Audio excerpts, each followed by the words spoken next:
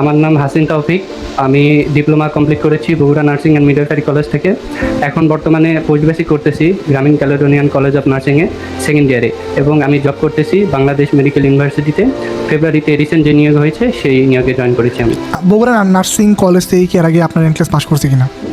না ভাই, বগুড়ার এখানে কলেজ দুইটা আছে ভাই, আমি একটু ক্লারিফাই করি। বগুড়া নার্সিং কলেজ যেটা আছে এটা হচ্ছে পোস্ট বেসিক সরকারি, আর আমার যেটা কলেজ এটা নার্সিং ইনস্টিটিউট বগুড়া ছিল, পরে এটা হচ্ছে Bogura nursing and midwifery college করছে, পরবর্তীতে এখানে হচ্ছে ব্যাচেলর চালু করছে। আর আমি আমার কলেজ থেকে প্রথম আর কি ডিপ্লোমা 19-20 সেশন থেকে পাস করছি আর কি। এই এন্ট্রেক্স জার্নিটা আসলে কত সময় লাগছে কমপ্লিট করতে? আচ্ছা ভাই, আমি যেহেতু 5 নম্বর ব্যাচে ছিলাম, আপনাদের অনেক আগের ব্যাচ এটা, আমার এটা মনে আছে যে এটা 2025 সালের জানুয়ারির 25 তারিখ থেকে আর কি ক্লাস শুরু হয় 5 নম্বর ব্যাচে। তো ভাই আপনাদের এটা ডিউরেশন সাধারণত 7 থেকে 8 মাসের মতো এরকম সময়ে। তবে আমার একটা মানে সমস্যা হয়ে গেছে কি, আমি হচ্ছে রেগুলার যে ফ্লোতে, এই ফ্লোতে আপনারা যেটা বলেন যে কোর্স শেষ হওয়ার সাথে সাথে 2 মাসের মধ্যে পরীক্ষা দিতে, আমি আসলে সেটা বিভিন্ন কারণে করতে পারিনি, জবের কারণে বা পাশাপাশি পোস্ট বেসিকে এনরোল হওয়ার কারণে, মানে মোদ্দা কথা বলা যায় যে একাধিক দিকে যাওয়ার কারণে শুধুমাত্র যদি এনট্রেক্সে ফোকাস থাকতাম তাহলে হয়তো আপনাদের কোর্সটা শেষ করার সাথে সাথে 2 মাসের মধ্যে পরীক্ষা দিতে পারতাম। টোটাল টাইম ফ্রেমটা কত লাগছে? টাইম ফ্রেম 1 বছর 4 মাসের মতো আর কি। আপনি কি বিশ্বাস করেন যে এর সাথে কম সময় আপনি পাস করতে পারতেন? অবশ্যই ভাই, আমার মনে হয় যে 7 থেকে 8 মাস এনাফ টাইম। আচ্ছা, 7 থেকে 8 মাসের মধ্যে এনাফ টাইম। এবং ইনফ্যাক্ট আমরা কিন্তু কোর্স 5 মাসের এবং বাড়তি আরও 3 মাস ফলো আপ দিয়ে থাকি, মানে 8 মাস আমরা একজন মানুষকে সুপারভাইজ করি। এই সময়ের মধ্যে পাস করা যায় কিনা, আপনি কি মনে করেন? না, অবশ্যই ভাই, আপনারা যেভাবে গাইডলাইন করেন এবং কারো যদি ওই লেভেলের ডেডিকেশন থাকে ভাই, আমার মনে হয় এটা বেস্ট সময় এবং প্রপার ইউটিলাইজ করলে অবশ্যই সম্ভব ভাই এই সময়ের মধ্যে। আচ্ছা, পরীক্ষার সময়টা দীর্ঘায়িত করলে কী কী অসুবিধা হয়? আপনি কী কী অসুবিধা ফেস করছেন? আমার তো ভাইয়া, আমার এই 9 দিন আগে পরীক্ষা আছে, এটি 2-3 দিনে মনে হচ্ছে আমি অনেক কন্টেন্ট ভুলে গিয়েছি। তো ভাইয়া গ্যাপ যদি হয়ে যায় এটা হচ্ছে সবথেকে খারাপ একটা বিষয়, যেহেতু এত কন্টেন্ট থাকে, কন্টেন্টগুলো ভুলে যাওয়ার একটা অনেক বড় আশঙ্কা থাকে। আপনি এই প্রিপারেশনে আপনি কী কী রিসোর্স ফলো করছেন? হ্যাঁ, সত্যি কথা বলতে আমি আসলে অনেক ঘাটাঘাটি করছি। প্রথমে আমার লাইসেন্স যেদিন শেষ হয় মার্চের 24-এ, আমি হচ্ছে নীলখাতের পাশে আমার সেন্টার ছিল, আমি আসার সময় 2টা সন্ডার্সের বই নিয়ে আসছিলাম। তো নিয়ে আসার পরে প্রথম কয়েক মাস হচ্ছে আসলে কয়েকটা চ্যাপ্টার দেখছিলাম, তো এত বড় বই দেখে আসলে আমি আসলে বুঝতে পারতেছিলাম না কীভাবে কী করবো। তারপর আপনাদের কোচিংয়ে ভর্তি হওয়ার পরে আপনারা এমনভাবে গাইডলাইন করছেন যে সব কিছু ইনক্লুড করা আছে, সন্ডার্স থেকে সিম্পল নার্সিং থেকে, মানে কম্বাইন একটা প্যাকেজের মতো। তো আমি ভাইয়া আপনাদের হচ্ছে লেকচার শিটের বাইরে আসলে তেমন কিছু ফলো করি না, এবং আমি মনে করি আপনাদের এটা মোর দেন এনাফ। আচ্ছা, আপনার এই পরীক্ষায় কী কী টপিক থেকে প্রশ্ন আসছে? ভাই আমার যেহেতু 150টা কোশ্চেন আসছে, 5 ঘন্টা টানা পরীক্ষা দেওয়া লাগছে, আমার মোটামুটি প্রত্যেকটা সেগমেন্ট থেকেই আসলে টাস্ক করছে। Pharmacology, maternity, paediatric, psychiatric, fundamental, made surgical, মোটামুটি ওভারঅল ভাইয়া সব কিছুই টপিক কভার করছে। আচ্ছা, আপনি তো 5 ঘন্টায় পরীক্ষা দিয়েছেন অলমোস্ট, কারণ 150টা প্রশ্ন আপনি পাইছেন এবং আলহামদুলিল্লাহ আপনি এন্ট্রান্স পাস করে আসলেন। তাহলে আপনি ওখানে আসলে কী কী পার্সোনাল ট্রিক্স অ্যাপ্লাই করছেন পরীক্ষার প্রশ্নগুলো দেওয়ার ক্ষেত্রে? আচ্ছা ভাই, এইটা আমি বলবো যে বিষয়টা অভ্যস্ত করে তুলতে হবে, কারণ আপনাদের যে হচ্ছে এই যে ওয়েবসাইটে আপনারা যে হচ্ছে আপডেট করে এতগুলো মক টেস্ট তৈরি করছেন ভাইয়া, এগুলো আপনারা এমনভাবে তৈরি করছেন যেন এনক্লেক্সের মতো করে আপনাদের যে মকগুলো দিয়েছেন ভাই, আমি মনে করতেছিলাম যে এরকম মনে হচ্ছে যে আমি হচ্ছে মক টেস্টে পরীক্ষা দিচ্ছি, এরকম মনে হচ্ছে। আমার কাছে ইউজড হয়ে গেছে, অনেক ইজি লাগছে।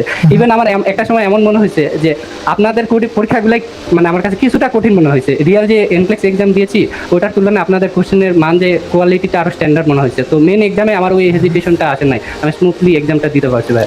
মানে আমাদের এই ওয়েবসাইটে আপনার যেই ধরনের সেট আপ, হ্যাঁ মানে আপনি এনক্লেক্সের মেইন সফটওয়্যারকে সেম সেট আপ পাইছেন কিনা? হ্যাঁ, অনেকটাই সেম, কিন্তু মানে বলতে গেলে এনক্লেক্সের মেন ইয়াকে আরও এত অপশন কম থাকে ভাইয়া, আপনাদের এখানে আরও বেশি ইনক্লুডেড করা আছে। আচ্ছা, 150টা কোশ্চেন যেমন শেষ হলো, আপনার ফার্স্ট চিন্তা কি আসছে? আপনি পাস করবেন নাকি ফেল করবেন? আচ্ছা ভাইয়া, এখানে আমার একটু মানে অনেকটা মিক্সড ফিলিং হয়েছিল ভাইয়া, এটা আপনাকে ফোনে বলছিলাম পরীক্ষা দিয়ে বের হয়ে এসে। আমার কাছে মনে হচ্ছে অনেকটা 50-50 মনে হচ্ছে, কারণ আমার এমন মনে হয়েছে একটা সময় গিয়ে আমি হয়তো কিছু জানা জিনিস বা সহজ কিছু জিনিস ভুল করছে জন্য মনে হচ্ছে আমার প্রশ্নগুলো একটু বেশি আসতেছে, এরকম আমার একটা সময় মনে হয়েছে। কিন্তু শেষের দিকে আমার এইটাও মনে হয়েছে যে শেষের দিকে যখন মোটামুটি 85 পার হয়ে গেছে, আমি বুঝতেছি যে 150-এর দিকে যাইতে পারে, তারপরে কোশ্চেনগুলো আমি খুব ভেবে চিন্তে দাগানোর ট্রাই করতেছিলাম, যে ভাবতেছিলাম এইটাই আমার লাস্ট কোশ্চেন, এটার উপরে আমার অনেক কিছু ডিপেন্ড করতেছে। সো আমি আমি খুব অ্যাকুরেটলি দাগানোর চেষ্টা করতেছিলাম, এবং আমার এইটা মনে হয়েছে শেষের দিকে যে 130-এর পর থেকে এগুলো আমি অনেক কনফিডেন্সের সহিত দিয়েছিলাম, এবং আমার মনে হয়েছে যে এগুলো ম্যাক্সিমাম রাইট হওয়ার সম্ভাবনা বেশি। এনক্লেস প্রিপারেশন নিয়ে আসলে আপনার নার্সিংয়ের যে নলেজটা, এটার কতটুকু আসলে পরিবর্তন হয়েছে? কোনো পরিবর্তন হয়েছে কিনা আসলে? অবশ্যই ভাইয়া, পরিবর্তন তো অবশ্যই হয়েছে। আমার ক্ষেত্রে যেটা মনে হয় ভাইয়া, এনক্লেক্সের প্রিপারেশন নিয়ে, মানে এনক্লেক্স আমার কাছে মনে হয়েছে এমন একটা বিষয় যে অ্যাপ্রোপ্রিয়েট যে নলেজটা, মানে একজন নার্সের সেফ নার্স হওয়ার জন্য যে নলেজ থাকা দরকার, আসলে প্রত্যেকটা জিনিসই শেখায় আসলে। আমার মানে বাংলাদেশের সাথে যদি বলেন আমেরিকান নার্সদের ডিফারেন্সটা কি, যে কোয়ালিটির পার্থক্য, মানে একজন নার্সের অ্যাকচুয়ালি আসলে যেই জিনিসগুলো জানানোর দরকার আসলে সেই অ্যাপ্রোপ্রিয়েট জিনিসগুলো বেসিক লেভেল থেকে দরকার, অতিরিক্ত না এবং একদম যে কিছু জানবে না এরকমও না।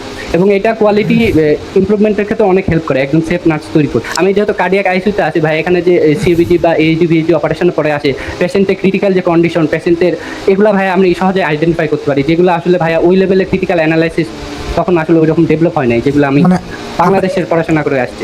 এনক্লেক্স পাস করার আগে তখন এই ক্রিটিক্যাল থিঙ্কিংটা আসলে তৈরি হয় না, অ্যানালিসিসটা তৈরি হয় না। আমরা এনক্লেক্সে এক ধরনের প্রশ্ন আমরা পাই, সেটা হলো নার্স এন্টিসিপেট দ্য আপনার ম্যানেজমেন্ট, যে ফিজিশিয়ান যে ম্যানেজমেন্টটা দিবে আসলে, এই ধরনের কোশ্চেন আমরা আসলে আসে যে একটা পেশেন্ট আসছে তার এই প্রবলেম, তো নার্স অ্যান্টিসিপেট করবে এই ধরনের ট্রিটমেন্ট আসলে ফিজিশিয়ান অর্ডার করতে পারে, তাই না? ওইটা কিন্তু আমাদের চুজ করতে হয়। এখন আপনি কোনো একটা পেশেন্ট দেখে যখন আপনি বুঝতে পারেন যে পেশেন্টের এই প্রবলেম, এটার ম্যানেজমেন্ট এটা হতে পারে, তখন আপনি মিলাই দেখেন যে আপনার সাথে মিলে কিনা ম্যানেজমেন্টটা। হ্যাঁ, এটা তো আসলে মানে এটা প্রথম দিকে তো আসলে ওইরকম করে, মানে যখন আমরা হচ্ছে ইন্টার্নশিপে ছিলাম বা ইনক্লেক্সের প্রিপারেশনের আগে, তখন আসলে এই রকম বিষয় যে আমরা করবো বা করা উচিত বা নার্সিং ডায়াগনোসিস যেগুলো আছে আমরা যে পড়ে আসছি ফান্ডামেন্টালি, ওগুলো আসলে কিন্তু সেরকম করে করা হয় না। কিন্তু ইনক্লেক্সে আসার পর আমি এখন হসপিটালে গেলে আমি নিজে পেশেন্টের যতগুলো হিস্টোরি আছে, মেডিকেল হিস্টোরি, আগে ডায়াগনোসিস সব আমি নিজে দেখে আসলে রিলেট করার চেষ্টা করি, নিজে নার্সিং ডায়াগনোসিস করি। আসলে মানে আমার নার্স হিসাবে আমার আসলে এই জায়গায় কী সেবা দিতে পারি, আমি কী ইনপুট দিতে পারি, তো এই জিনিসগুলো, এই থিঙ্কিংটা আসলে আমার ওই রকম ভাবে তখন ডেভেলপ হয়েছিল না।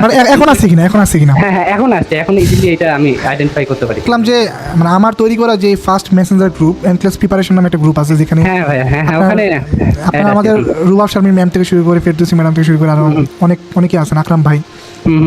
তো ওই গ্রুপে দেখলাম যে আপনি আছেন, তার মানে আপনি অনেকদিন আগে থেকে মানে আমি বলি এখানে একটা কথা, সেটা হলো আপনি একটা প্রশ্ন আমার করতে পারতেন যে আপনি প্রথম এনক্লেক্স কথাটা কোথায় শুনছেন? আচ্ছা, এক্স্যাক্টলি এই এনক্লেক্স কথাটা প্রথম কোথায় শুনছেন? এটা আসলে প্রথম, এটা সম্ভবত হচ্ছে নোমান ভাই যখন পাস করে আপনার সাথে, হ্যাঁ আপনি বলছিলেন যে আপনি নোমান ভাই স্টাডি পার্টনার ছিলেন, নোমান ভাই যখন পাস করছেন তখন আপনার তো জ্বালা পোড়া শুরু হয়ে গেছে যে আমি কবে পাস করবো, স্টাডি পার্টনার যখন পাস করে তখন কেমন ফিলিং হয়, এরকম বলছিলেন আপনি। তো নোমান ভাই যখন পাস করে তখন তো আপনার টেস্ট কিছু হয় নাই। তো আমি ওই 23 সালের তখন শেষের দিকে নভেম্বর ডিসেম্বর দিকে আপনাদের গ্রুপ ছিল যে এনক্লেক্স প্রিপারেশন নামে, ওইটা আর কি। তো আমি গ্রুপে হচ্ছে আপনারা মেসেজ দিয়েছিলাম, ভাইয়া গ্রুপে হচ্ছে অ্যাড করা যাবে না, তখন আমি থার্ড ইয়ারে স্টুডেন্ট ইন্টার্নশিপ করবো, এখনো করি নাই, এরকম অবস্থা আর কি। তো তখন নোমান ভাই যখন পাস করে আসলে তখন আমি এনক্লেক্স শব্দটা প্রথম শুনছি, তারপর আপনি আমার গ্রুপে অ্যাড করেন। তো ওই গ্রুপে মাঝে মধ্যে আলোচনা হয়তো, তারপর স্টাডি পার্টনার এরকম খোঁজা হয়তো, কেউ পড়াশোনা করবে নাকি, তো তখন থেকে আর কি শোনা। তারপরে আপনারা ধীরে পাস করা যখন শুরু করলেন, তারপরে ভাইয়া তখন নিজে ভিডিও দিত, তারপরে নিজের প্রোফাইল থেকে, তারপরে ধীরে আপনারা যখন আরো এনগেজ হইলেন, ওই মিডফুডের হচ্ছে ভাইয়াটার নাম কি, সুমন ভাইয়া, হ্যাঁ তখন উনি যখন পাস করলো, তারপর যখন আপনাদের একটা মোটামুটি প্ল্যাটফর্ম দাঁড় করাইলেন, পেজ তৈরি করলেন, তখন তো আরো ভালোভাবে চিনতাম। কিন্তু আমি চিন্তাম ওই প্রথম থেকে, যখন ওই আপনারা মেসেজ দিয়েছিলাম, দেখবেন ওটা 23 সালের মেবি, তখন থেকে আসলে এনক্লেক্স সম্পর্কে জানতে পারছি। প্রিয় দর্শক, এখানে আমি একটু হাসিনকে পজ করে আমি একটু বলতে চাই, সেটা হলো দেখেন একজন মানুষের স্বপ্নটা কীভাবে আসলে গ্রো করে। 2023 সালে যখন নোমান ভাই পাস করলো, তখন সে হচ্ছে থার্ড ইয়ার স্টুডেন্ট, তখন সে হচ্ছে এনক্লেক্স নিয়ে জানলো এবং কমিউনিটির সাথে আসলে অ্যাড হওয়া শুরু করলো। এবং আমাদের অ্যান্টিসিপিটিতে যখন হচ্ছে 96 জন পাশার, 97 জন পাশার হচ্ছে হাসিন। মানে ইট ওয়াজ আ লং জার্নি।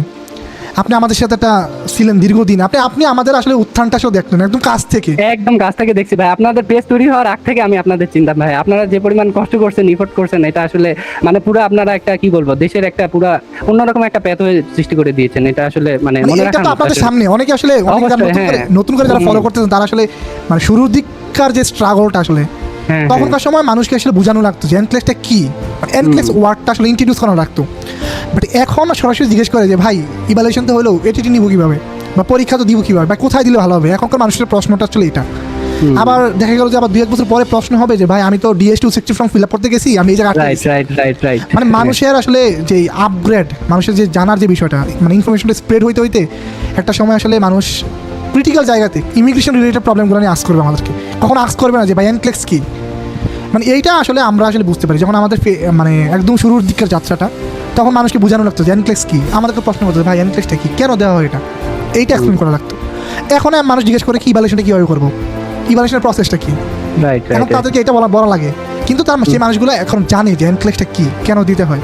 আচ্ছা আপনি আসলে তো মানে এনক্লেক্সের যেই এইজটা শুরু হলো বাংলাদেশে, এনক্লেক্সের যে এইজ যে ইরাটার একদম প্রথম দিককার থেকে আসলে ফলো করতেছেন, জি ভাই। তাহলে আপনি আসলে চেঞ্জটা বাংলাদেশে কেমন দেখলেন? ভাই আমার যেটা মনে হয় বাংলাদেশের ভিতরে আসলে যথেষ্ট পটেনশিয়ালিটি আছে, স্টুডেন্ট যারা আছে এবং তাদের জানার আগ্রহ অনেক বেশি। আমার যেটা মনে হয় এটা যদি আরো আগে থেকে শুরু হইতো, গাইডলাইন বা প্রপার গাইডলাইনের কারণে এটা হয়তো আরো আগে আমরা হয়তো অন্যান্য আশেপাশে যেগুলো কান্ট্রি আছে তাদের সাথে হয়তো যাইতে পারি নাই। ইভেন নেপালের সাথে যদি তুলনা করি, তাদের এনক্লেক্স পাসের সংখ্যা আমাদের এনক্লেক্স পাসের সংখ্যা, আমাদের দেশে অনেক আলোচনা হয় এনক্লেক্স সেন্টার হবে কি হবে না। তো আমার যেটা মনে হয় এখন যেভাবে চেঞ্জটা শুরু হয়ে গেছে, এটা ধারাবাহিকতা থাকলে অনেক ভালো কিছু পরিবর্তন আসবে। সেন্টারের কথা হচ্ছে বা যাই হোক যেটা আলোচনা হচ্ছে এটা পজিটিভ আলোচনা ভবিষ্যতের ভালোর জন্য আর কি। তো আমার যেটা মনে হয় এইটা চলতে থাকুক, আরো অন্যান্য প্ল্যাটফর্ম আছে সবাই চেষ্টা করতেছে, সবাই গাইডলাইন দেওয়ার চেষ্টা করতেছে। আমার মনে হয় এটা সামনে একটা বিপ্লব বয়ে আনবে এবং অবশ্যই এটা আমাদের দেশের জন্য বাইরের ইন্টারন্যাশনালি ভাবে এইটা যেন আমরা দেখাইতে পারি, বাংলাদেশের নার্সরাও বাইরের দেশে কিছু করে দেখাইতে পারে। শুধু ফিলিপাইনের নার্সারি যে ভালো কোয়ালিটিফুল স্কিলফুল, বাংলাদেশের নার্সারি পারে না এরকম না। আমাদের মনোভাবটা যেন বহির্বিশ্বে আরো নার্স হিসাবে ভালোভাবে আমরা গড়ে তুলতে পারি, একজন স্কিলফুল নার্স হিসাবে। আপনার কলিগদেরকে আসলে এইটা আসলে একটা ইনভেস্টমেন্ট, আপনি আজকে ইনভেস্ট করবেন, এটা 5 বছর পর এটা ফল পাবেন, রাইট? জি ভাই। এবং ইন্টারভিউ শুরুতে আমি আপনাকে জিজ্ঞেস করছি যে আসলে ইবিসি প্রসেসটাকে আসলে আপনি বিলিভ করেন কিনা, এবং মানে আপনি বলছেন যে হ্যাঁ আমি বিশ্বাস করি। এবং এইটা নিয়ে আসলে অনেকের একটা অনেকে কনফিউজ যে মানে পাস করে আসলে যাওয়া যায় না সাথে সাথে। হ্যাঁ অনেক কথাই বলে। এটা আসলে তো প্রসেসটা তো কমপ্লিট করতে হবে, রাইট? প্রসেস কমপ্লিট না করে তো আপনি কেউ নিবে না। হ্যাঁ আপনি রিসেন্ট পডকাস্টে এটা বলছেন ভাই, অনেক ডিটেইলস বলে আলোচনা করে বলছেন ভাই যে আমাদের আসলে একটা মনের কষ্ট যে মানে আমরা যেটা বলি এটা আপনি তো ভেরিফাই করতে পারবেন মাল্টিপল সোর্স। না এখন হাসিন যেটা বলতেছে এইটা আমাকে বিশ্বাস করতে হবে না, আমি ক্রস চেক করে নিতে হয়, তাই না? আমি মানে বিভিন্ন ওয়েবসাইট থেকে দেখে নিই, তাহলেই তো হইলো যে হাসিন যেটা বলতেছে, ফাহাদ যেটা বলতেছে এটা কি আসলে ট্রু কিনা। মানে এই স্কোপটা তো 2026 সালে এসে আসলে আমাদের আছে, রাইট? অবশ্যই ভাই। তাহলে সার্চ করতে আপত্তি কোথায় আমাদের, তাই না? তা আমি আজকে এই ভিডিওর মাধ্যমে এই ইবিসি প্রসেসের একটা সামান্য ওভারভিউ দিই।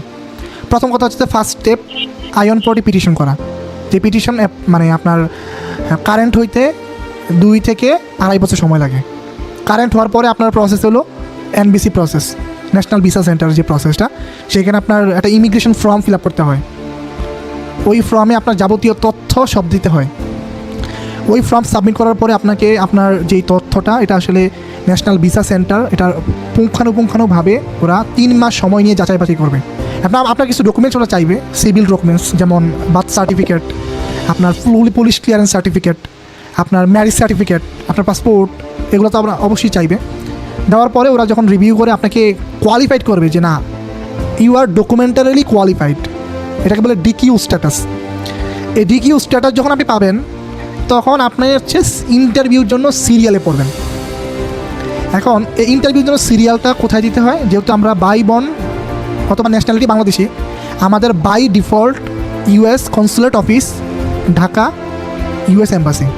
মানে এটা আপনি মানে সৌদিতে থাকেন, আপনি অন্য কোথাও থাকেন, পৃথিবীর অন্য কোনো দেশে, ইউরোপে থাকেন, আপনি যে কোনো দেশে থাকেন, আফ্রিকাতে থাকেন, আপনার বাই ডিফল্ট ইন্টারভিউ লোকেশন হচ্ছে US এম্বাসি ঢাকা। এখন ইমিগ্রেন্টদের যে কেসগুলো, যেমন ইমিগ্রেন্ট ভিসাগুলো হচ্ছে আপনার F1 ফ্যামিলি ক্যাটাগরি, হ্যাঁ সরি আপনার F4 ফ্যামিলি ক্যাটাগরি, হ্যাঁ F2 আছে, IR1 আছে, EB1 EB2 EB3 আছে, হ্যাঁ আরও অনেক ক্যাটাগরি আছে ইমিগ্রেন্ট আছে। হ্যাঁ এখন এই সকল ইমিগ্রেন্ট ভিসা একই লাইনে সিরিয়ালে দাঁড়ায়। তার মানে এটা নয় যে আপনি EB3 জন্য আপনাকে আলাদা একটা লাইন দিবে, মানে সবাই একটা লাইনে সিরিয়ালে দাঁড়াবে। যার ডিকিউ ডেট আগে, ধরেন হাসিনের ডিকিউ ডেট হচ্ছে 28 জুলাই, আমার ডিকিউ ডেট হচ্ছে 29 জুলাই, তার মানে হাসিন আমার আগে ইন্টারভিউ ডেট পাবে। তো ওখানে যে সিরিয়ালটা, ওই সিরিয়ালটাকে কিন্তু আপনাকে অপেক্ষা করতেই হবে, তাই না? এটা তো বাইপাস করার কোনো স্কোপ নাই। এই ধৈর্যটা আসলে আমাদের ধরতেই হবে, there is no other shortcut.